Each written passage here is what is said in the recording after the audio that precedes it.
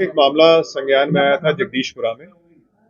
जिसमें गोपनीय सूत्रों से ये पता चला था कि पुलिस के कुछ कर्मियों ने, जिसमें एसओ भी इन्वॉल्व थे और आबकारी टीम ने एक परिवार के कुछ सदस्यों को, जो शायद एक जमीन पे केयरटेकर के रूप में रहते थे, उनको अवैध शराब में और अवैध गांजे में बंद किया था और उसके बाद उस जगह का कब्जा तब्दील हुआ है। जब ये चीजें संज्ञान में आई, जो 3-4 दिन पहले संज्ञान में आई थी, हालांकि ये घटना अक्टूबर नवंबर की है, तो डीसीपी सिटी ने एक रिपोर्ट दी थी जिसके बेसिस पे एसओ का और बाकी जो पुलिसकर्मी उसमें इन्वॉल्व थे उनके खिलाफ निलंबन की कार्रवाई की गई और उसके बाद उनकी विभागीय जांच एएसपी हरिपर्वत को दी गई और उसके साथ साथ ये पता किया गया कि इस पूरे प्रकरण में कौन वादियां हैं। वादिया को बुला के जो उन्होंने तहरीर दी, उस तहरीर के बेसिस पे कुछ पुलिसकर्मियों के खिलाफ और प्राइवेट लोगों के खिलाफ मुकदमा दायर किया गया और जो परिवार वहां पे रहता था, जिसको वहां से हटाया गया था, उस परिवार को पुनः वहां पे विस्थापित किया गया है और उसके अलावा जो भी उसमें लीगल प्रक्रिया करनी है, चाहे वो 145 सीआरपीसी की कार्रवाई हो, अगर आवश्यक होगी तो वो की जाएगी, अगर नहीं आवश्यक तो अन्यथा उस परिवार को वहां पे दोबारा से विस्थापित करवाया गया पुलिस के द्वारा। और जो भी इसमें पुलिसकर्मी इन्वॉल्व हैं या आबकारी विभाग के लोग इन्वॉल्व हैं, उनके खिलाफ विभागीय जांच करके उनकी जो भी उचित कार्रवाई, उनके खिलाफ सख्त से सख्त कार्रवाई है वो की जाएगी। और जो मुकदमा कायम हुआ और जो बाकी विभागीय जांच है, इसमें एक एसआईटी का गठन किया गया है जो डीसीपी सिटी की अध्यक्षता में पूरी कार्रवाई करेगी और उस जांच के बाद अगर आवश्यक होगा और भी कोई मुकदमे कायम होने की आवश्यकता होगी तो वो मुकदमे भी कायम किए जाएंगे, चाहे वो उस टीम के खिलाफ हो जिन्होंने अवैध गांजा बरामद किया या उस टीम के खिलाफ हो जिन्होंने वहां से अवैध शराब बरामद की। पहले उसमें जांच होगी और जांच होने के बाद अगर ये पाया जाता है कि ये सारी जो कार्रवाई थी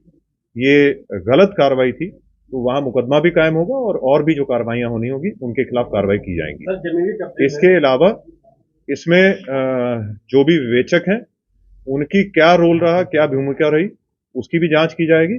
और अगर आवश्यक होगा तो उनके खिलाफ भी सख्ती से कार्रवाई की जाएगी। सर, जमीनी कब्जे में पुलिस भी इन्वॉल्व रही, आबकारी विभाग वाले मौजूद रहे, तो इसके पीछे मास्टरमाइंड कौन है? क्या ये माफिया ने पूरा?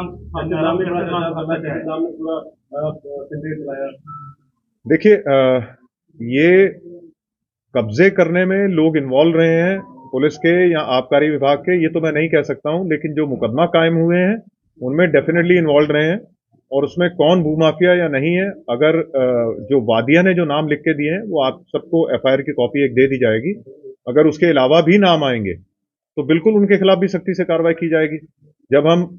डिपार्टमेंट के जो लोग हैं उनके खिलाफ कार्रवाई कर रहे हैं तो जो भी इसमें भूमाफिया या कोई और इसमें इन्वॉल्व होगा उनके खिलाफ सख्ती से कार्रवाई होगी। सर, आगे यदि इस तरीके का मामला सामने ना आए और तमाम इस तरीके जो प्रकरण जमीन से संबंधित आते रहते हैं पुलिस के पास, तो क्या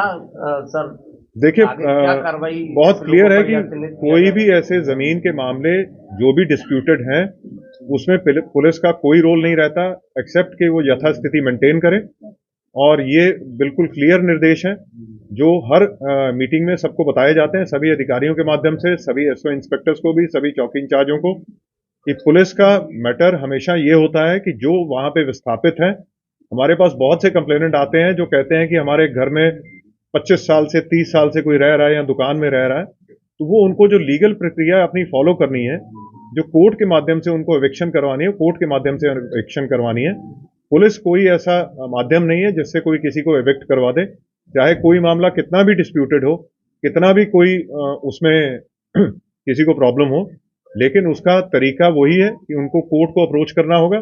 कोर्ट अगर कोई ऑर्डर करती है तो उसके बाद ही पुलिस एक्ट कर सकती है, अदरवाइज पुलिस को यथास्थिति हमें हर हालत में मेंटेन करनी है। ये सर, इसमें एक दूसरा पक्ष था नैनीचंद जैन जिसका नाम चल रहा है, उसके खिलाफ भी कोई कार्रवाई हुई है? देखिए, जो भी इसमें इन्वॉल्व होगा, अगर जो आप नाम ले रहे हैं अगर उनके द्वारा ये किया गया तो वो क्लियर हो जाएगा इन्वेस्टिगेशन में, उन सब के खिलाफ कार्रवाई होगी जो भी इसमें इन्वॉल्व होगा इसको खाली करवाने या कब्जा तब्दील करवाने में। ठीक।